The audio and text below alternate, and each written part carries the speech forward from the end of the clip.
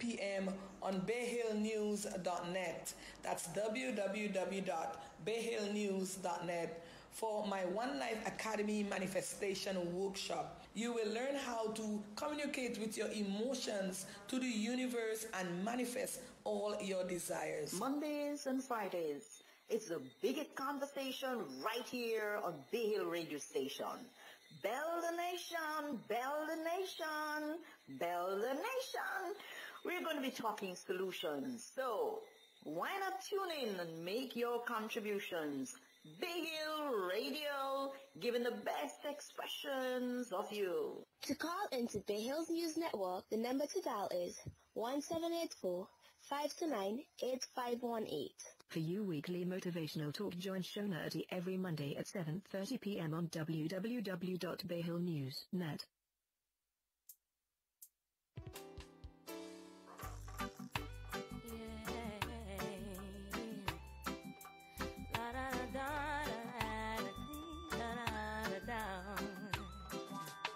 I see them coming after my soul, wanting to take control.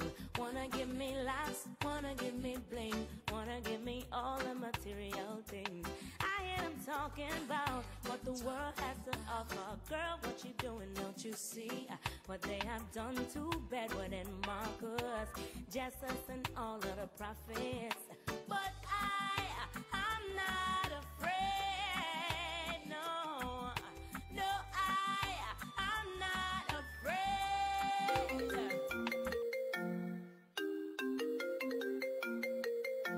Hello. Hey, girl. Come on. Today's biggest conversation is right here on Bay Hill Radio Station with your host, the one and only Voice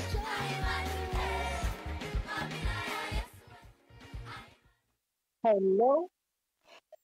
Hello, good evening, everyone, and welcome to the program this evening. Another edition of Bell the Nation. Bell the Nation with your hostess, Doris Stars. Some folks call me Dr. Frederick, the one and the same. I hail from the Valley of Vermont, on the leeward side of the island of St. Vincent and the Grenadines, right here in the Caribbean islands. So glad that you can make it. I extend a very special welcome, hello and hi, buenos dias, all the way to the bottom of Jersey, folks in Kenya, in Malawi, in Canada, United States of America, wherever you are hearing my voice this evening, welcome to Bell the Nation. Bell the Nation, the biggest conversation on this side of the globe. Sponsors for the program for this evening is Frederick Sambola Sauce, available from Domus Enterprises in Kittels. Telephone number 1-784-491-3923. Also, you can place your orders for Christmas for anything that you need in terms of vegan foods, fried gluten, and your other vegan culinary delights. Or you can email us at donutenterprises@gmail.com. Also sponsoring the program this evening is Bay Hill News Network, bayhillnews.net, taking the internet by storm, spreading the news around the globe with a distinctive and distinguishable Vincentian flavor. I hope you've had a great day so far. So let's get comfortable. Come spend the next hour and a half with me and let's converse. Yes, as always, I love your company. So welcome again to Bell the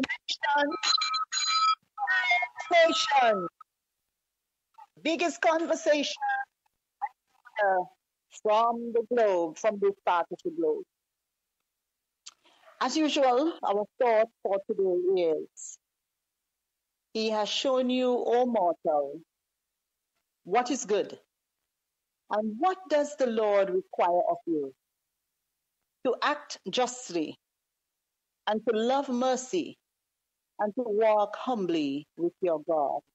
And that's taken from Micah chapter 6 and verse 8. So, what are we going to talk about today?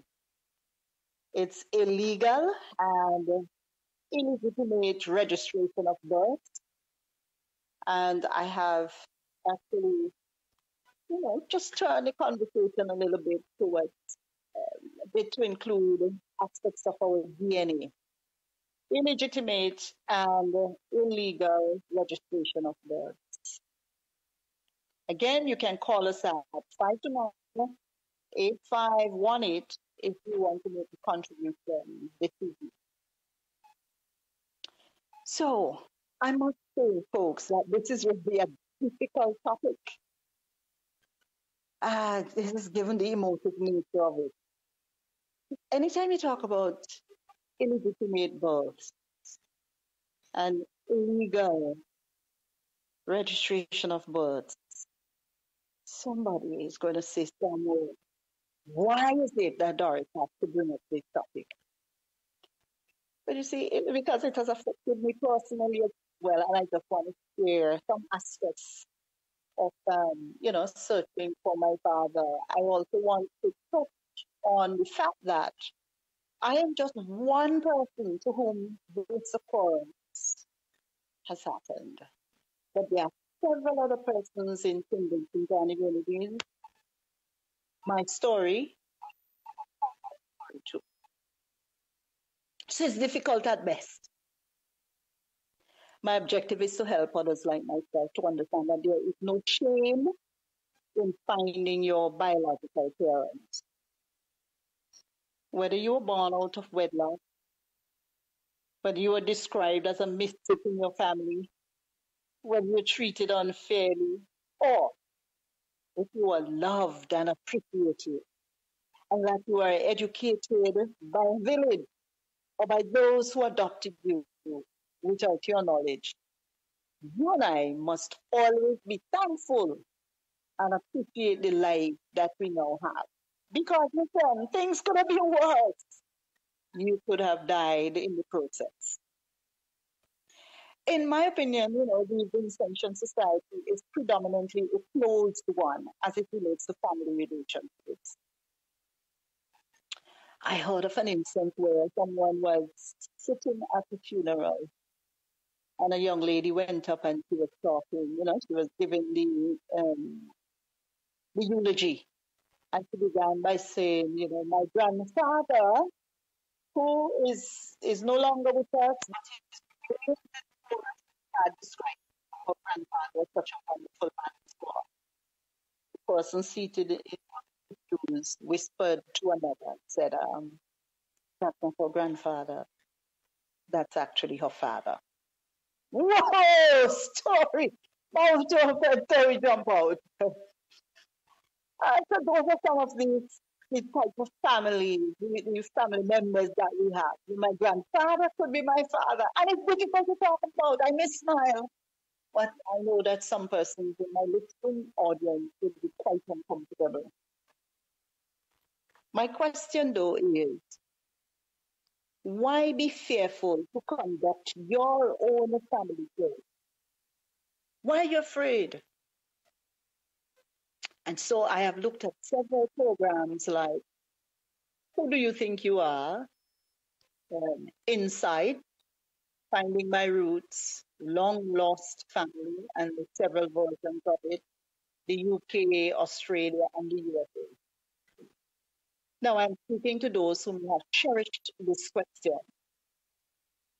Having looked in the mirror, will say, to whom do I belong? I don't look like anybody else in my family. And I say to you, be prepared for the unexpected when you begin to analyze the illegal and illegitimate registration of births as we progress this evening. Illegal is not authorized by law, that's illegal, illicit, unlawful, contrary to law. Sometimes this term means merely that which lacks authority or support from law. but more frequently it imports a violation. The thing about it is, in its ordinary use, it has a more severe, stronger significance. The idea of censure or condemnation for breaking the law is usually presented. But the law implied in illegal is not necessarily an express statute. And then we have the meaning of illegitimate, not authorized by law, not in accordance with accepted standards or rules. Now, I have some instances to bring to us. You tell me which is illegal or illegitimate. Case number one. A child is born to someone called Mary. Obviously, Mary is not the person's name. So a child is born to Mary, who lives in the western part of our island, and is given away to a stranger, meaning an unrelated person. They're not related biologically. And that child is given away on the other side, the eastern part of the island. The child is then taken to be registered as a child of the stranger. This has happened. Here's the other one. A baby was given to a mother at the hospital.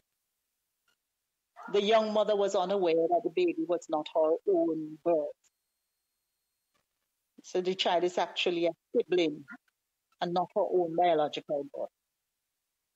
And that was done unbeknown to her. Here's another instance. Tommy, we will call him that name. He searched for his name at the registry and could not find it. When he questioned his known parents, he was told to just accept the fact that he is alive and well, and don't bother to ask them any more questions. 25 years ago, this is another one, the situation with Jameson, not her real name, came to the attention of the authorities.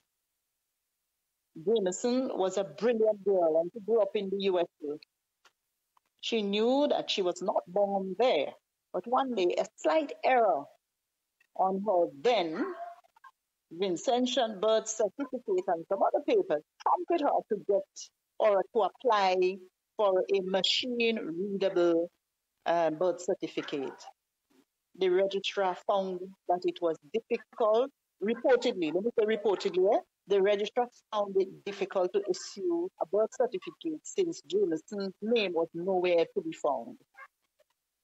He had entered primary school and secondary school with the name, but guess what? No record could be found anywhere, as both of her parents were now dead.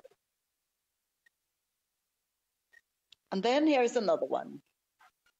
A public official is still trying to come to terms with the fact that Kid's father, the one with whom he grew, the one who he knew was his father, is actually not his biological father. He found out this when both his father and mother were quarreling one day. And since then, he is afraid of taking a DNA test to verify if his father is actually the correct person. Now, a few years ago, his son reportedly took a DNA test and found that this man, the same man, was not his biological father. However, they continue to relate as father and son. So I'm asking the question, who really is family? Who really is mother and father? Is it those persons who took care of us, fed us, clothed us? Or is it the biological, the person who was the sperm donor, as we would say? The registration of births and deaths. We have an act here in St. Vincent and Grenadines that provides for the registration of all births in St. Vincent and the Grenadines. Since every child under that act is clearly stated that every child born in St. Vincent and Grenadines must be registered. Do we still have children who are unregistered in St. Vincent and the Grenadines? Yes, we mentioned that case in point. But then you have to question with all the upbeat, with all the information that we've received within the past 20 years, advising that we should submit our old birth certificate to get a newer one that is machine readable. You ask, do we still have children somewhere who are unregistered? I heard of the practice of registering births from the Grenadine Islands, where these are smaller islands to the south of St. Vincent and Grenadines. And this is verified as factual. A midwife would either supervise the birth or delivery of the particular births or children. And that was done, bless the Lord. Thereafter, the names were written in books. They refer to them as copybooks. And sometimes those books may get wet when they take the ferry to come to St. Vincent, when registration or transfer of names had to be done in Kingstown. And so the names would become illegible sometimes if the books get wet. And what was seen at the time of registering the names at the registry and just what would be recorded. So let's take, for example, the name Magnum. They become Magum. Or the name Senator may become Senatel. Or the name Doris may become Donis. So those things happen. But can we still ask the question legitimately? So what happens if a child is not registered at all? Does the registrar of births and deaths have a right to know who is registered or who has died? Will the parents be prosecuted? Somehow, will they be fined? Does the law say anything about that? And the other question is, can children in St. Vincent and Grenadines, right now as we speak, be registered legally but not lawfully? How come? And so some years ago, I started asking some interesting questions, and then I let those lie. But this is where family history is so important. And when issues arise, some family members do get upset. Some family members are alienated simply by asking questions. Some folks say because they're now grown, they don't wish to know who were their parents. But what about others? Inquiring mind wants to know. Could a person go through their entire life not knowing who is their father or mother? Especially in the rural areas of our country. Could persons go through their entire life not knowing who is their father or mother? I'm asking the other question, that can siblings illegally or illegitimately, quote unquote, adopt a member of their family? Why? Does that individual have the right to know whether they were illegally adopted or not? What if a child was a product of an incestuous relationship? Yes, incest does exist in some communities. That's why I tell you this topic is difficult at best. A brother and sister's child, a father and daughter's child, and so on. Now, according to the laws of St. Vincent and Grenadines, revised edition 2009, chapter 243, State of Children Act. Act number 18 of 1980, amended by Act number 41 of 1983, and Act 20 of 1987. This act to remove the legal disabilities of children born out of wedlock, and to provide for matters connected therewith or incidental to. And I'm going to read you a little section of that act. And that one is Status of Children's Act. It says that a child, Section 2(1), in this act, unless the context otherwise requires, child includes a child born out of wedlock. And the Section 3(1), all children have equal rights. Save as provided in subsection 4 of this section and in sections 4 and 7 for all purposes of the law enforcing Vincent and Grenadines, the relationship between every person and his mother and father shall be determined irrespective of whether the father and the mother are or have been married to each other, and all other relationships shall be deemed accordingly. So whether or not your parents are married, we are all equal before the law. I am being born out of wedlock, you not born out of wedlock, but you were born within the bonds of marriage. We are all what? Equal before the law. Additionally, so that's the Status of Children's Act. Additionally, we have another piece of legislation, the Laws of St. Vincent and the Grenadines Revised Edition, Legitimation Act, Chapter 233, number 5 of 1930. And this went to several amendments by Court Order 1967, 1969, Act number 2, 1971, 1978, right up to 1989. What's the principal objective? It's an act to amend the law relating to children born out of wedlock. Again, if you are a child born out of wedlock, you have a right to inherit property equally from your parents, with your other siblings who were born within wedlock.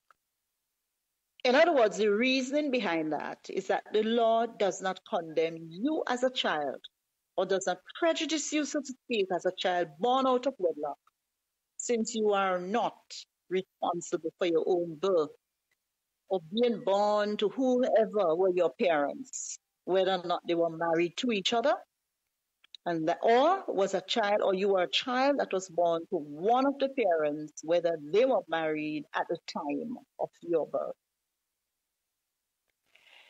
There are some statistics from UNICEF that I want to bring to us. That a name and a nationality is every child's right. Children were not asked to be born, but a child, having been born, should be given a name and a nationality, and that's every child's right. And this is enshrined in law, also in the Convention on the Rights of the Child and other international treaties. Like me, I am speaking to someone who has grown up with persons calling you a nickname or a play name. And like us, a girl may be called girly, or a boy could be called tall boy, and so on. And I'm sure you're familiar with some other names. You know, someone may call you Monty, but your real name is actually Montgomery. And that's not bad. Or sometimes they call you, let's say, they call you Theophilus, but your name is actually Timothy. You know, a little bit away from that. The reality of the situation is that there are still many children who are not properly registered, quote unquote, and may have been registered illegally or illegitimately.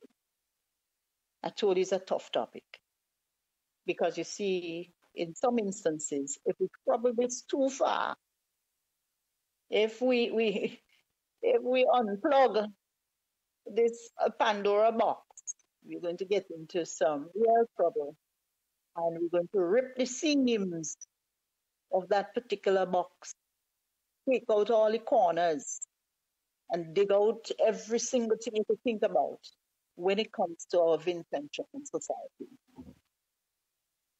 But then I ask the question again, why is it important for you as an individual to know who you are?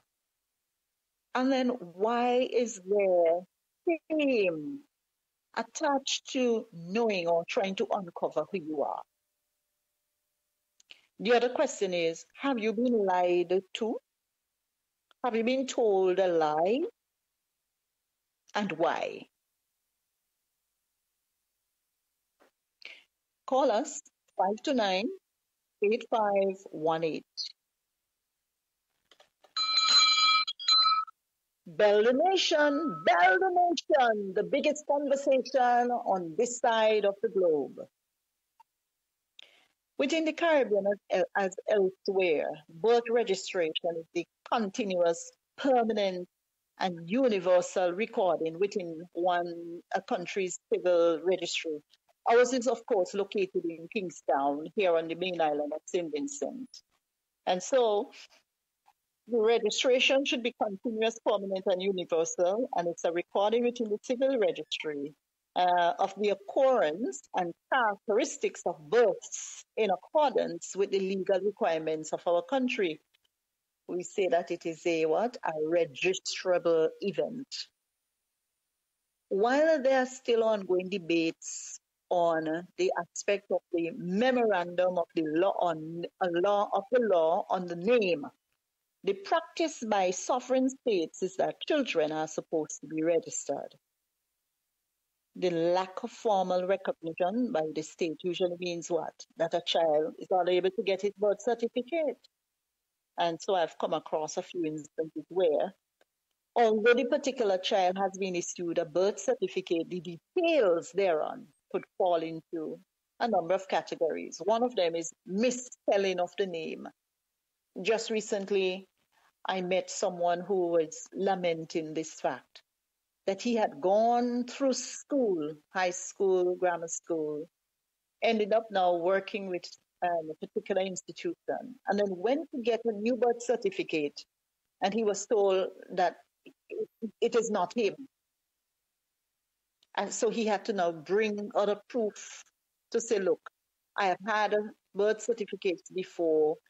My passport is actually written and with a particular spelling of my name, and basically had to make his point that the registry had some misspelling, and that could happen. What about wrong names entered in the register for several reasons? And the other thing is that the person who is listed as parents may not necessarily be the birth parents of the child, and that's what I'm talking about.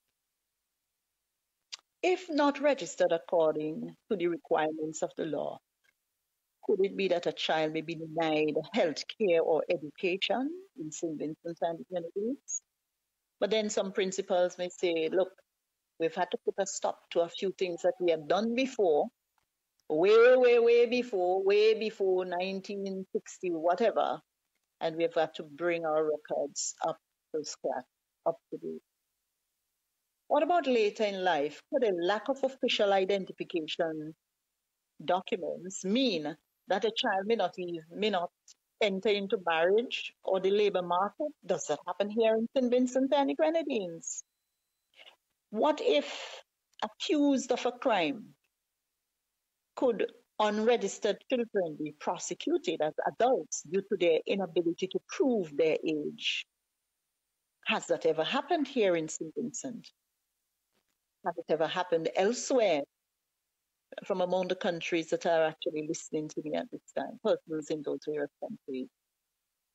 In adulthood, birth certificates may be required to obtain social assistance or job in the form to buy or prove the right to inherit property, to vote, and to obtain a passport. And so the state requires registering children at birth as a first step in securing their recognition before the law, safeguarding their rights, and ensuring that any violation of these rights does not go unnoticed. And most of these quotations were taken from a UNICEF document. Now, can things go awfully wrong for some children. I've heard of a situation where a child was given to the wrong parents. When I tell you wrong parents, it reported that something happened at the time of the birth of these children. And among 4 of them, 1 died. But that one was actually given to, let's say, Jane. But Mary, on the other hand, was given the child that belonged to Jane. When the child was nearly 4 years, Jane's sister received a telephone call to say that, listen, you and your boyfriend had a child. You think that your child had died, but here is a photo. And the police had to be brought into the matter. How could this be in this day and age?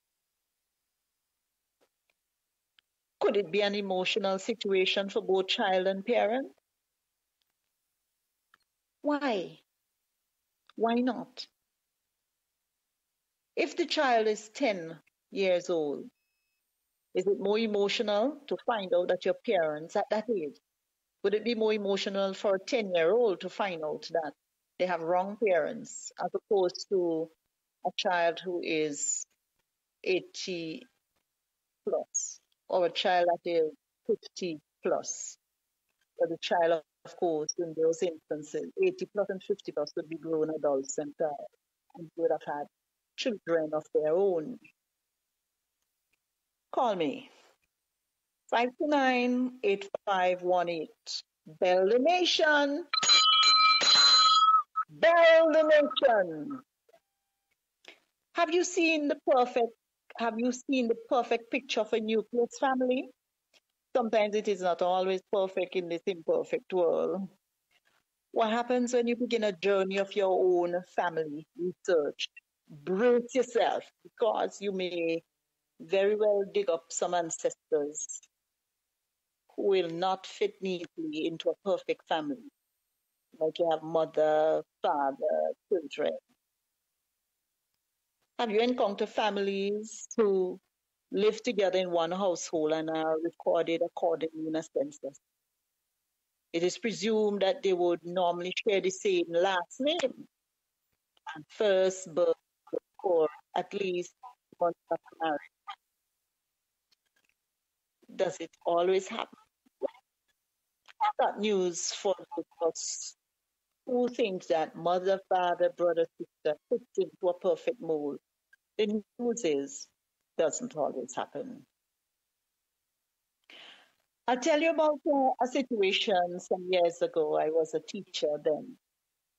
And I ended up the most interesting class of about 20-something students. All those children were related. They had lived in an area where a former estate was well established. And this is a likely result of the days of slavery. Remember some weeks ago we were talking about us being a largely African-derived population here in St. Vincent and the Grenadines. Slavery has done some terrible things to us, especially our man-child or men within our society. I recall from those days of my childhood as well that an old woman of our village related how she had several paternal siblings scattered across the island. And I asked her why. She said it was the result of a father who was taken by Massa, and that father was a stud. He was taken from a nearby estate to other areas so as to procreate other strong-boned children to be used within the whole process of the economic cycle, so to speak, here on the island. Sugar cane and so on wanted, strong men. History will continue to condemn those who reduce the fathers of our children to these levels. Definitely. What is even more frightening in that these modern times, some males from the largely African-derived population of this state continue to practice procreation at their own peril. I'll tell you why. I must say this. that the role of the fathers needs to be re-examined. Fathers, we need you. But I must say that to continue in this whole process of your ancestors, there are young men who say in every village, I want to have a child because my grandfather or my father was like that. We've got to re-examine that. Part of my own story, already published in 2019, highlighted the joys of me finding my own father and siblings. There are many in the listening audience who I believe have suffered the same fate as I have. I started a project in 2016 and was asked by a few researchers, more particularly a professor of one of our universities in the States.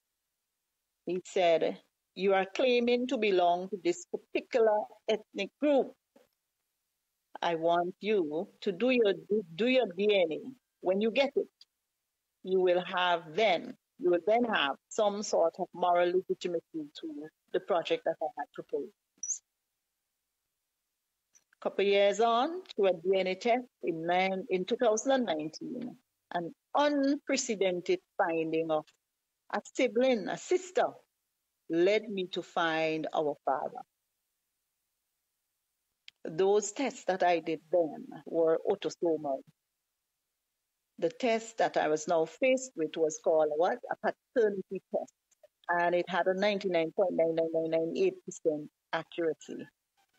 I found my father. And the rest is history. It doesn't take long to discover, though, that our ancestors' lives were as complicated as ours are today. Did divorces occur? Were parents living together without marrying each other, that is? Did they cheated on their spouses? Did they have children before marriage, or even while they were married? Did they have children with others, more than one person, in various villages and professions? The facts are the facts. Could you stumble upon these mysterious siblings or illogical dates of births by accident? Could you then work to figure out how this person came about? And you may ask, well, why? It is all about your identity as to who are you as an individual. Other times, can it be that you suspect a child who was born outside your expected typical family group? I challenge you to refocus your research. If you are doing one, I challenge you to do one. And I challenge you again to refocus on proving their legitimacy or quote unquote illegitimacy, or whether or not something went so wrong that the act of registration of births was one that was illegal. Isn't there going to be a confusion in the minds of many if they know or suspect something went wrong? Could it mean that fathers and sometimes mothers may not be who we thought they were? Is it really necessary and important and correct and truthful for members of families to know and fully understand human and family relationships? And I asked this question because I was sharing something one time on another medium. And a school friend of mine says, Doris, is it possible for us to marry our sibling? Or worse yet, transmit a disease within our families? What about blood diseases? Autosomal recessive genetic disorders, for instance. And I come upon this strange word, and I began to dig into it. Doppelganger, the double of a living person, someone who is unrelated to you but who resembles you, as we would say. No DNA trace. And here's a question. Could your mother be your sister? And for some strange reason, a family secret was kept hidden from you for years. How would you feel if you discovered this? Could it be your father for some strange reason? Is actually your brother? and that a family secret was kept hidden from you for years. How would you feel when you discover this? Call me, 529-5818. Let's have a conversation. Now, you see, here's a step in the right direction when it comes to illegitimate terminology. You know, some children would refer to you long ago, more so than now. You're a bastard or you're illegitimate because they may have heard parents or others within the communities, especially rural communities, that would refer to other children like that. As with any other aspect of social history, we have to understand that the child or children were a product of the time and understand the context in which that term was coined. No wonder we had the amendments of our various acts that I have referred to previously, so that the child or children are not responsible for being born out of wedlock or illegitimate. So that's one of our terminologies. What about the word bastard? Or, you say, well, Doris have 5 daddies, meaning 5 dads. So bastard or being referred to either in writing or else. Or what about the reputed, the writing is say the reputed child or the reputed father. But what if the father denied his child? What about if the child is imputed to Mr. X? Or a name for the father is not written on the child's birth certificate. Locally, you can come across things like, give that child to that man. And then, well, we have other countries that used different terms assigned to a child. They may say he is an unknown, or the assignment to the child is surname. They say that the language meant unknown or cast out or a foundling. Parents give birth to children and they just leave them at a particular spot and they disappear for whatever reason. And others would, naturally gravitate towards where that child is, and they would find the child and take care of the child as if it is their very own. In St. Vincent and the Grenadines, parents who abandon children like that may not go too far because we have, limited land space, and therefore very often a child or the parents, mother of that particular child is found. And some of our parents like that, some of our mothers like that, they need help after they give birth to a child.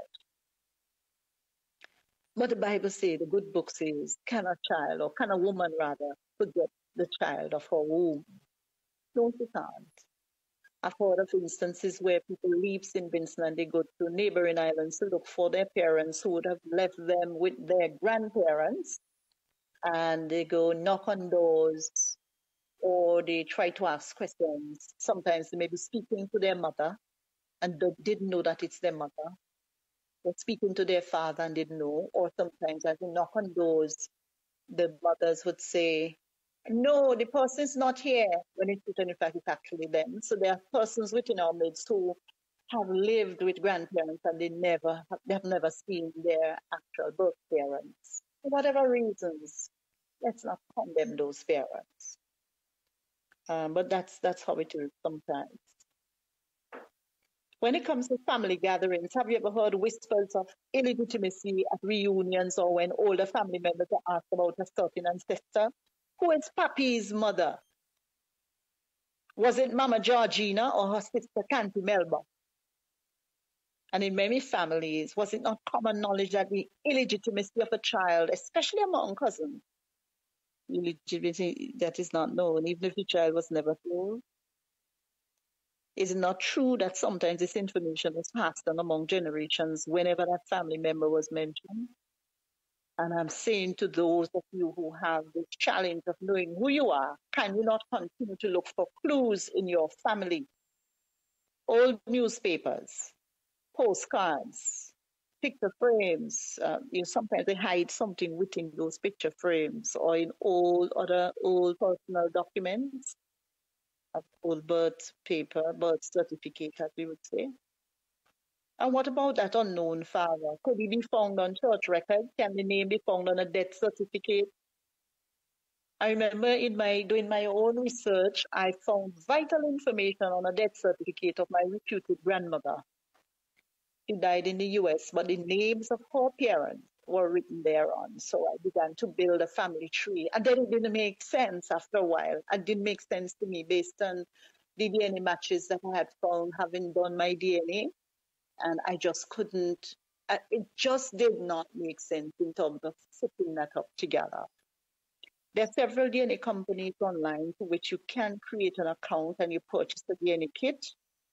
You might be able to get access to genealogy-ready records if you have been involved in researching your family history and know your way around. And if you need assistance, get in touch, 491-3923 or belldonation@gmail.com, and I will assist you. I'll point you in the right direction. Having walked the walk and talked the talk for over 2 years. I'm revisiting the issue now of birth certificates. Official or certified birth records were required in St. Vincent and the Grenadines. Still do. They are. Yet a search at the registry can prove a challenge at some times. I want to say to us, because I've walked this walk, it is very important to keep records and to have them in the best kept shape. It is still true that in most cases, when you dig deep into these records, you must handle them with care. You may come across a mother or a close family member that provided the information that is listed on your birth certificate or birth record. It is also true, or the same for church, baptism, or Christian records, because I found quite some interesting bits of information in my instance. Is it still the practice that since these registrable events occur so soon after a child's birth, unknown, the word, an unknown father in the record often points to a child born out of wedlock? True. You may not have the word unknown, but guess what you may have? Absolutely nothing written. I remember some years ago saying that if your mother and your father are not married, then you can't put the names of the father and mother on your birth certificate. In my case, there was nothing written when it comes to father.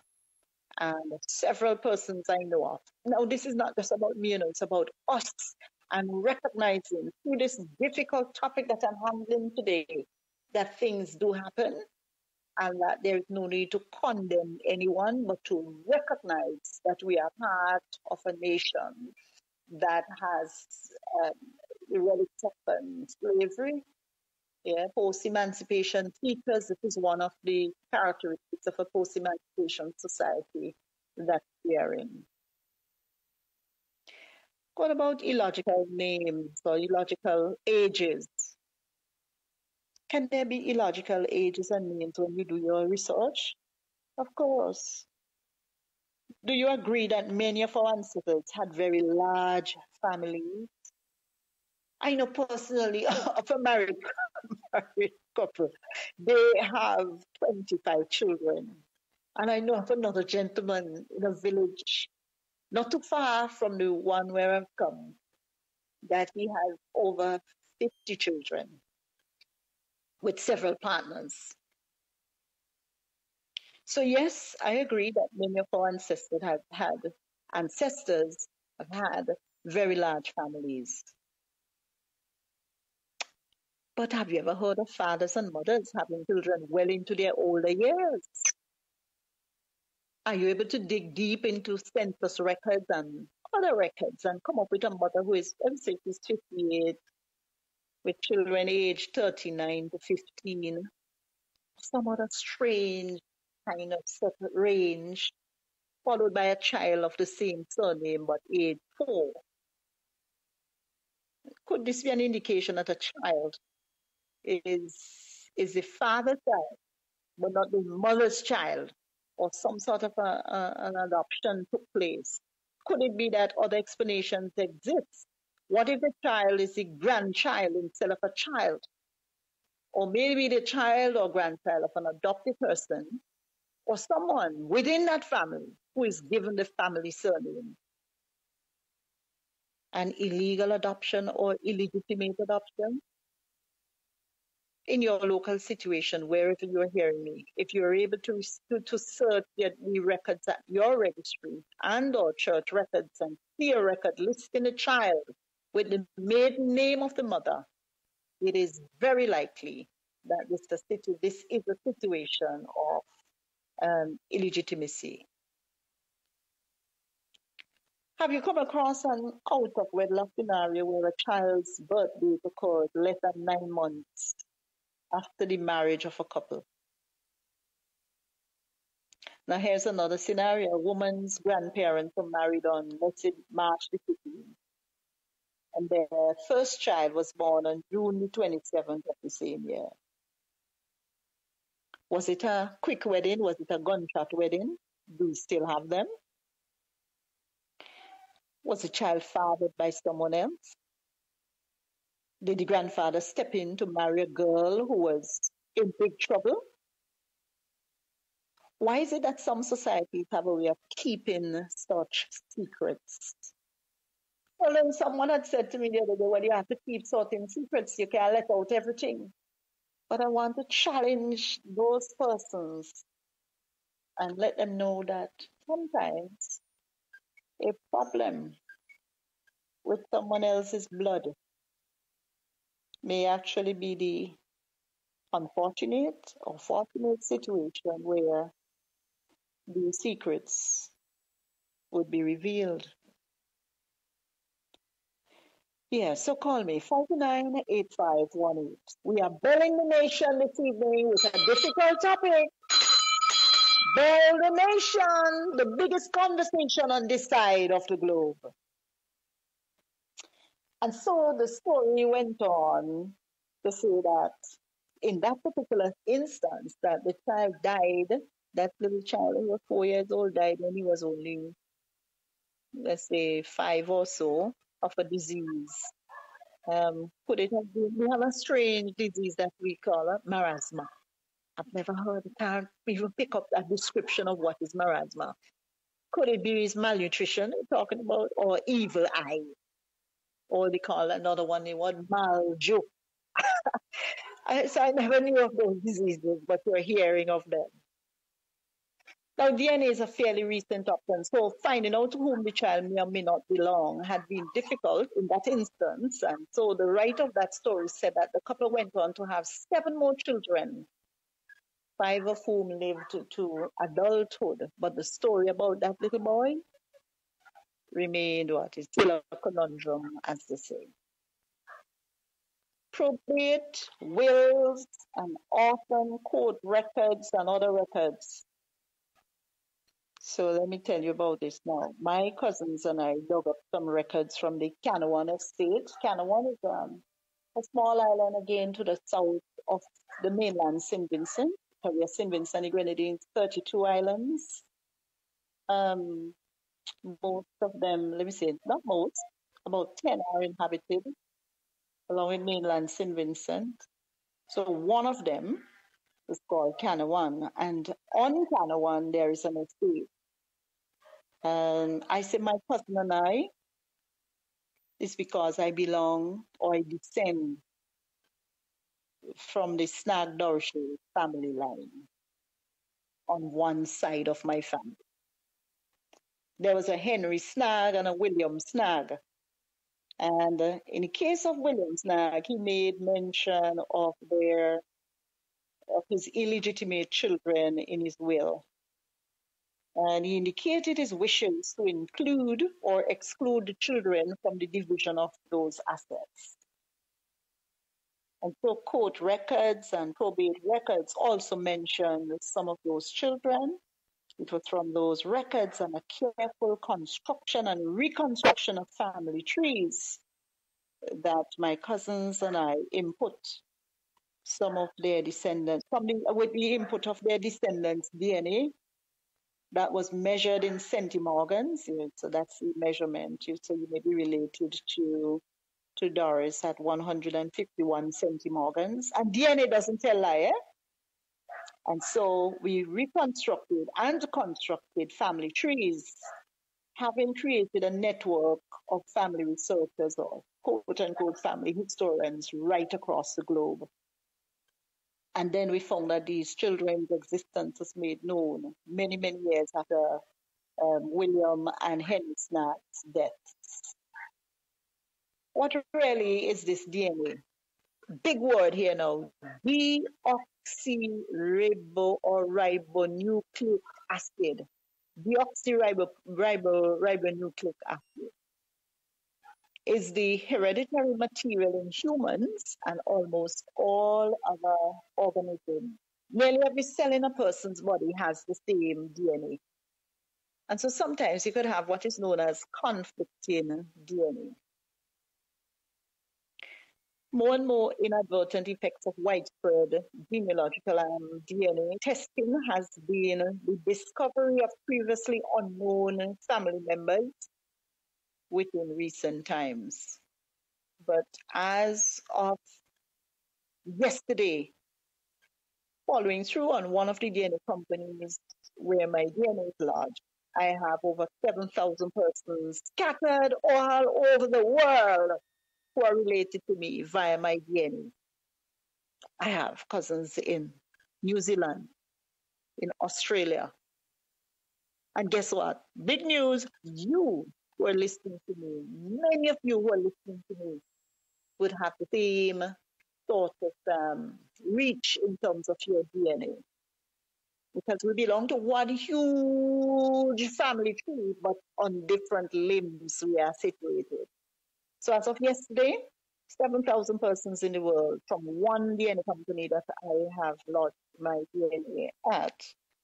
And once there's someone somewhere who has taken an autosomal test, for starters, and you are a member of this human race, you are likely to be related to someone somewhere along the line. Of course, it can happen to you. You purchase a DNA kit from any of the 3 or 4 or 5 major companies in the world. Even if you're here in St. Vincent or in New York or wherever, you can connect with someone in your DNA match network. It can happen. And you may find that individuals who connect with you could fall into one of these categories, either illegitimate or legitimate offsprings, or a descendant of an out of wedlock union of a distant cousin, a great, great, great aunt, or even a grandfather or great, great, great, great grandmother, because many of these companies go back to about what? Some I think go back to 5 to 7 generations or even 10 generations, and they are generally accurate. As I said before, my DNA journey began in 2016. Unprecedented, unexpected, and very awe-inspiring. In many instances, persons reached out to me to seek my help and or to give their take, quote unquote, on how we are related. Someone from Ontario, Canada reached out to me because, you see, they too did their DNA and that matched with me. Different ethnicity, but nonetheless related by our DNA, the amount of centimorgans. Legitimately, I think it's from 7. Some companies measure from 7 centimorgans right up to thousands. Of course, the more centimorgans you have, it shows that you are closer related to that individual. Some knew that they or their ancestors were illegitimate, and some suggest that I visit them in the near future. And they actually refer to me as cousin, whether it's 75 centimorgans, they're related to me, or 25 centimorgans, and they have their family trees, they're still able to trace where and to. But the interesting thing is that I can trace my paternal line as I should say more definitely or definitively than I could trace the maternal lineage. Still working on that. So ethnicity, genetic groupings, and the various levels at which many persons match each other are all listed on the websites of these companies. So what do you do if you find your you can't find your birth father? After you receive your results and so on. Well, in my case, what happened, lucky for me or blessed, I came across many clues that led me to believe, of course, I was a child that was illegitimate, quote unquote, and that that illegitimacy remained part of my genealogy research. So the clues, those clues definitely piqued my interest, and I started following the clues. By themselves, it didn't make much of a major difference, but then something happened. After 3 years, so I began in 2016, and by 2019, a sibling showed up at the top of my match list. At the time, I couldn't figure it out. Then we wrote to each other, and thereafter she pointed me in the right direction, you know. And so from autosomal tests, I participated in sibling tests and so on, and there was evidence. I have those tests that and they guided me to discuss what I have shared with you. For those who will continue their search for their parents, it is very important that you document your findings.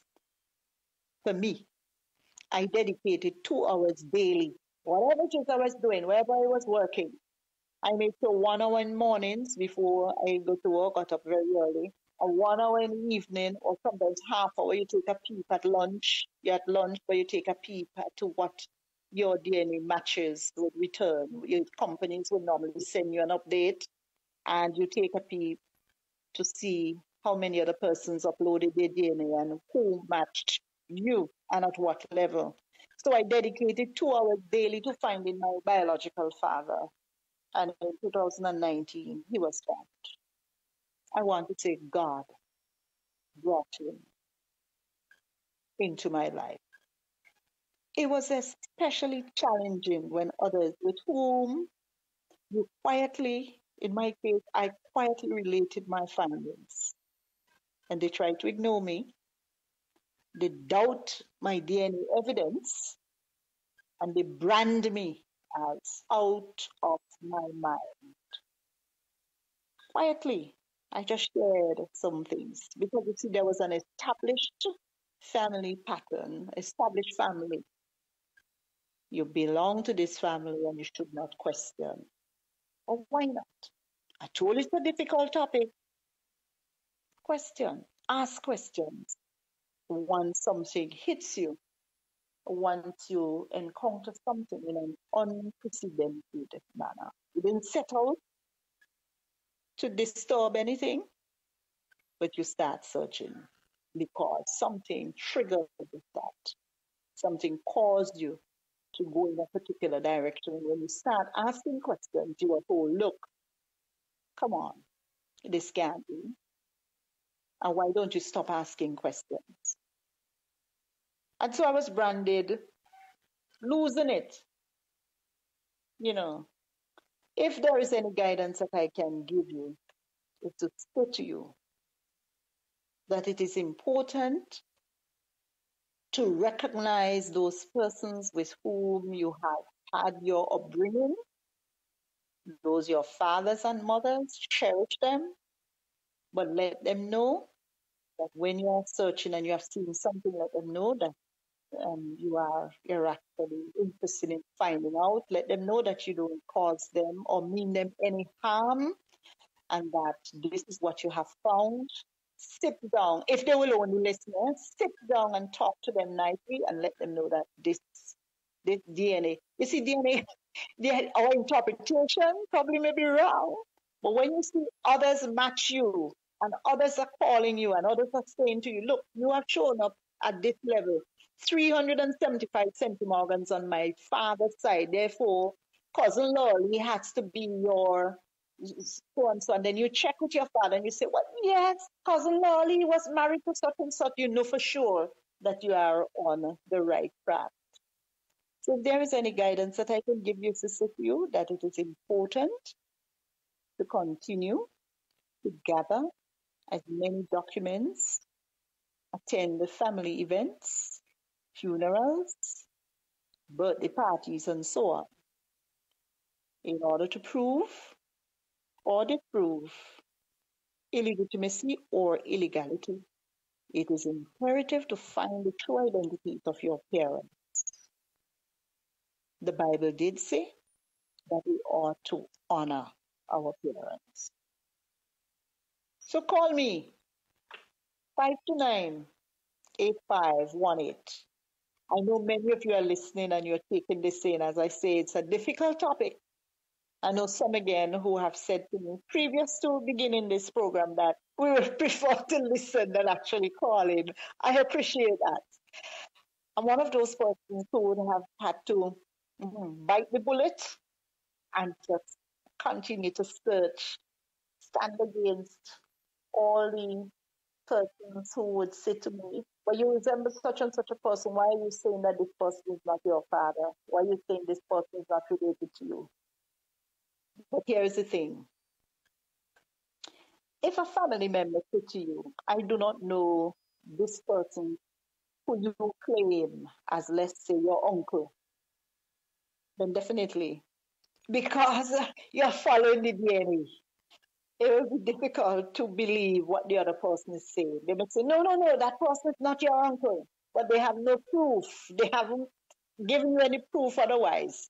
But the proof you have is that your uncle showed up in your DNA.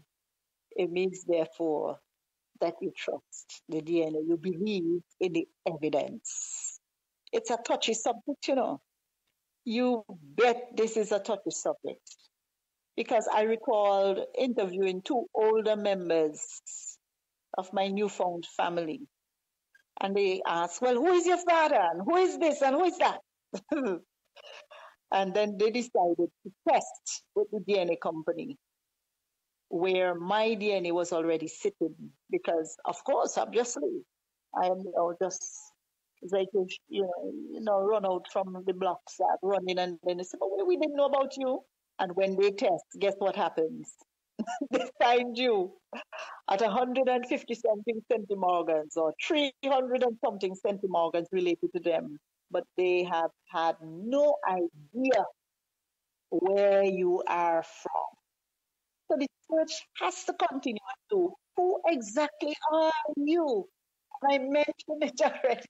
It is about what? Identity. It is about getting to know who you are. It is about getting to know who you are. Ask your family members nicely and do so with the utmost respect and do so with caution. Suppose you ask like this, Uncle Milford, I'm wondering if you have any stories about cousin Danielle Snag Comijong, because I saw her in my DNA and she was matched at 105 centimorgans with me. I'm just wondering, do you have any stories about her? But you may be delighted to hear Uncle Milford saying, and Uncle Milford is not your biological uncle, if you know what I mean. But for respect, you say uncle. You may be delighted to hear, but she is one of my sister's children.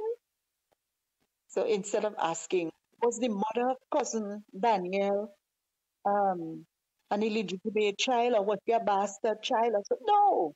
So the way you approach the older family members, the way you ask them nicely, and you may be surprised to get some answers. So if you approach cousin Milford and he is reluctant to speak, then try cousin Anna, because cousin Anna may be matched to you at 151 centimorgans, and cousin Anna's daughter may have shown up and matched you at 121 centimorgans. So you know for sure, if the daughter shows up at 121 and the mother, who is cousin Anna, is 151 and cousin Milford is 157. And cousin Danielle is 105, then on right there on that little limb, there is something to go on because cousin Milton and cousin Anna are cousins by their father. So that's the way you have to follow the clues. So, cousin Anna may very well be the one from whom you get the most information. You might have to choose the most appropriate time because for example, cousin Anna is 94, 2 years older than cousin Wilford. She may have her moments, but she might be interested in sharing with you what she knew about family from way back when, and she'll be able to trace family relations from St. Vincent to Trinidad to wherever. So those are some of the things that we are actually looking at this evening. And I could talk on and on about this particular topic because I find it quite interesting, having gone through the process myself. And I knew that I didn't go through it just for me. I went through it, well, yes, because I happen to have been at the cutting edge or the beginning or the commencement of this unprecedented discovery. But I'm of the opinion that there are others who are listening to me and who would find this quite useful. And in your own setting, Christmas is coming as well. You may be able to sit down and start retracing some family members, and then you might go like, oh my goodness, I didn't know that Auntie Melba was actually Charlene's grandmother. I thought it was her aunt because all of them used to live in one yard together or one house together, and nobody expected that, wait a minute, Charlene and Doris were actually sisters? And what is this? And so on. So that's the conversation I want. I want to be generating right now when some persons are actually in their homes, listening to me this evening and enjoying our conversation from the side of St. Vincent and the Grenadines. So Belly Nation, the biggest conversation from this side of the globe. They're from the Caribbean island of St. Vincent and the Grenadines. Hello? Hello? Yes, there is a call on the line. Biggest conversation on Bay Hill Radio Station with your one and only Doris Charles. Hello? Okay. All right, so back to our discussion. So we were talking about asking the family members.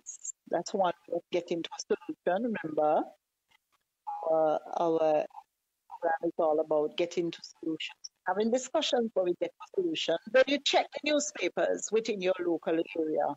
Check your obituaries, for instance. But one relative advised, take some of the information with a grain of salt because they may be describing a particular person that died, and then they may bring all these relatives' names and say who is who and so on. But again, they may not be relatives. That's why he says take some of the information with a grain of salt. The other thing too is find those local newspapers where your ancestors were born. And this is more specifically to other areas from your side of our region. And place a limit on the years that you would search, 5 to 10 years perhaps, and get an idea. You compare the original or amended birth certificate or delayed birth certificate to that information that you may receive from the local newspapers. A mother would probably leave a father's name blank, remember you were saying that, and later amend the certificate to include a name or vice versa, as they may name the father on the original and remove his name in an amended version or vice versa. So yeah, those things do happen. Or they may just leave the birth certificate blank altogether, so when you go through, you say, well, especially if you're going to get married, you don't have to putting a name somehow on the marriage certificate or the register of marriage, and you are advised sometimes with your father, you just can't put down in anybody's name, but the person's name that was told to you as you grew up. If the birth certificate is amended and it should accompany the original when ordered from your particular state, especially those of you who live outside of St. Vincent and Grenadines. A delayed birth certificate, could produce certain problems or could hold certain information, proof of birth, so to speak, and other bits of information, as several unique records or testimonies were required to prove that the person had provided that. Look for suspected father. That's another. Research require trial and error research. You might have to spend some time traveling. You go down to the Grenadines, or actually walk the village, only to find out that it's a dead end and you have to return from your starting point, but do it anyway. Try to identify an unknown father or mother. And when you try to do that, this is going to require certain aspects of your journey. Be prepared for the unexpected, because some unexpected twists and turns would hit you. I told you this was going to be a difficult topic, extremely difficult, because right now I am imagining that there are some persons who are saying, why is it that she has to be talking about this, looking for suspected fathers and suspected mothers? But I have also listened to children my age or even younger who lament, who wail, who question, why did my father leave me, or why did my mother leave me? And in some instances, they throw their hands up in the air and say, I do not know my mother, or I do not know my father. There's one gentleman who traveled abroad and he never met his mom. And up to this day, he wails. And every time he has a discussion, anything that comes up, it's like it's an obsession on his part. He talks about the fact that my mother left and I never got to know who she was. So these are real things, real life situations. Difficult, but true. Difficult, but true. Perhaps one's mother was employed by a wealthy, possibly a married man, or worked with someone closely. So that it depends on the era. Check census records, check records, talk to neighbors who might have been the right age or older when your mom became pregnant. So check. These tips are good when looking for missing mothers, as it was not unheard of for a wife rather, to adopt or raise her husband's illegitimate child, or employ that child in a home or a business, meaning the biological mother may not be listed in the records with the child. Illegal or illegitimate. Now, once you identify a suspect, spend some time studying that person's life and records, especially the wills and the probate documents, land transfers, and even family stories. Other researchers might post online, and if possible, use DNA results to eliminate those who are non-contenders. Double or triple check records in your collection. In the case of the United States, you have federal census records in your collection. Is it worth reviewing? Check them again for clues. Suppose somebody was born in 1840, 1850, 1860. Double check those records and triple check those records. The other thing I've come across is that there are some fathers who gave their name. So let's say William. So William gave his son name William. And then William gave his son name William, and so on. A good rule of thumb, I should say, is when it comes to generations, between 20 and 30 years is a safe bet. 20, 25, 30 years. So that if William was born in 18, particular William was born in 1860, then and you are checking, you're tracing to see, okay, which is the possible father of Mary and Jane and Matthew.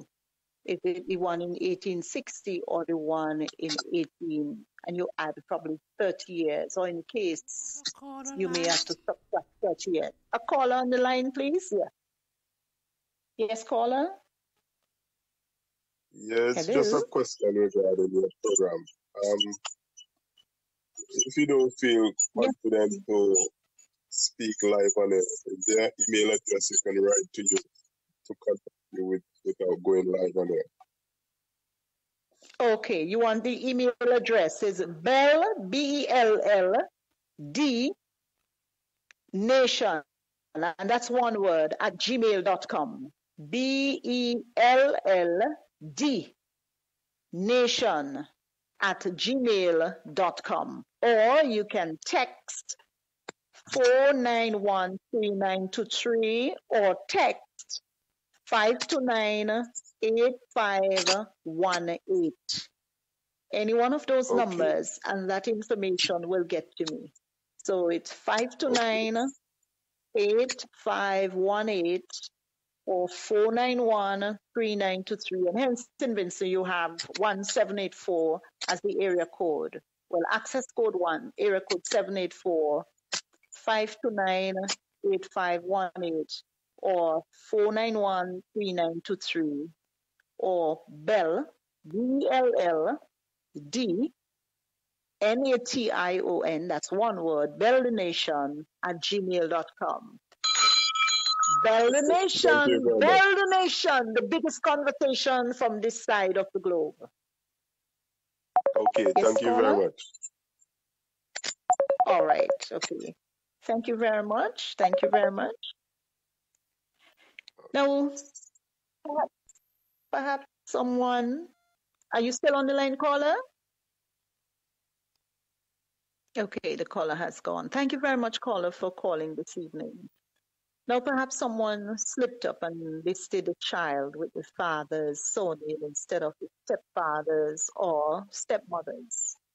And you always assume it was just an, enumeration error, or maybe there's a note written in the margin of an old newspaper clipping that you have overlooked. Now, once you have the context of the person's potential illegitimacy, you will view all of these records with new eyes. And so I am saying to us that it is very important that we identify a particular suspect, so to speak, somebody who is, if you're looking for fathers, and you spend some time studying that person's life and their records, especially wills and probate documents, land transfers, and even family stories other researchers might have posted online. And if possible, as I say again, use DNA results to eliminate those persons who are non-contenders. Call us 529-8518 or write to us at BELLD Nation, NATION, one word, at gmail.com. Or you call us 529-8518. As I had said before, it was a difficult topic for many persons. And I know many of you may have been a little bit uneasy, but nonetheless, I walked through a particular path, and that is an unprecedented occurrence happened. An unprecedented occurrence specific to me finding a father. I am, as I said, nearly 60 years old, and I found this particular gentleman who is my father. And he has accepted me, and there's no dispute about the fact that he is my dad. And yes, when new family members come on board, what do you do with old family members? You still keep them, because were it not for those old family, I call them old, meaning in comparison to the persons you know find, so to speak, or God permit them to come into your life. You are blessed with both sets of families. You are blessed with the old and you are blessed with the new. You are who you are because of both of them. One set gave birth to you, the other set nurtured you, so that together you create an atmosphere of love. You create an atmosphere of what? Cooperation. You create an atmosphere where you know that you're truly blessed to have both sets of parents in your life. There should be no confusion. There should be nothing in the communities or villages to say, well, what you got to do that for? A child has a right to know. A child has what? A right to know to whom they belong. A child has a right to know whether they were born as a result of an illegality or an illegitimacy. And you may say, well, I don't want to know. That's fine. If you don't want to know, that's fine. But you should not prevent others who actually aspire, who actually want to know for themselves, because it has much to do with that individual's identity. No quarrel, no fuss, but an acknowledgement that indeed something happened. And I want to say this, that within some societies, people may look down upon the individual to say, well, oh, she owns this and she owns that in the community. No, I never knew she was like that. No, it should not be that way. Things do happen. A mother may have gotten raped. Things happen. It could be a one night stand. It could be, anything. As a child, now as a woman, we shouldn't be going back and digging up to say, well, oh, it's as a result of whatever happened. Embrace the present, embrace the past too, and embrace the present to know that you are born, that you are happy, that you're alive, and that you're able to continue to motivate others to do a similar search. But as I say, be prepared for the unexpected, because those with whom you have shared your life so far may not necessarily be your biological parents. In the case of persons who find out that they have different fathers and different mothers. Your mom may be your sister, or your aunt, or your sister who you thought was your sister, maybe your aunt. And all of these things would find their way in your DNA results. There's always an indication there as to how you're related. Family trees, there are plots, graphs, maybe pie charts, and so on, that give an indication as to how closely related you are to a particular individual. When you get those results, be satisfied, continue to consolidate all the gains, and appreciate life for what it has been and what it will continue to be. Could be worse, huh? Could have been worse. Could have died. You could have, as the old people say, you could have had mildew or bad eye or some marasma or some malnutrition or something that could have actually taken your life out. But you are who you are today, fearfully and wonderfully made, and appreciate life for what it has been. Today's program has been one that is very refreshing, because for me personally, I am glad that I was able to share a bit of my story with you, having found my dad. I embrace everything. I have had great experiences with those who in my village has raised me. I'll never forget from where I have come, a village on the leeward side of the island, where a village gave their support. And this is my turn in giving back, not just to our village, but to the whole world, or to those who are hearing me today, and saying that I will continue to support initiatives in the village and beyond when folks want to do their DNA and want to embark on that particular journey. I'm so thankful that you have shared these moments with me. Absolutely. Until next time, when we're going to be discussing the origin of Christmas and its traditions, black cake, and and all these things, changing of your curtains in the community, scrubbing and washing down the place, and so what does that mean, and so on. And we're going to be digging up a little bit of history until that time, which would be Friday coming, God's willing, if it be the will of the Lord. I am saying to you, He has shown you, O mortal, what is good. And what does the Lord require of you? To act justly, and to love mercy, and to walk humbly with your God. That's taken from Micah chapter 6 and verse 8. I wish you God's richest blessing on you and your family. Continue with your DNA search and let me know how it goes. You may be a guest next time in our studios. Till then, goodbye and God bless. Bye for now. Take care.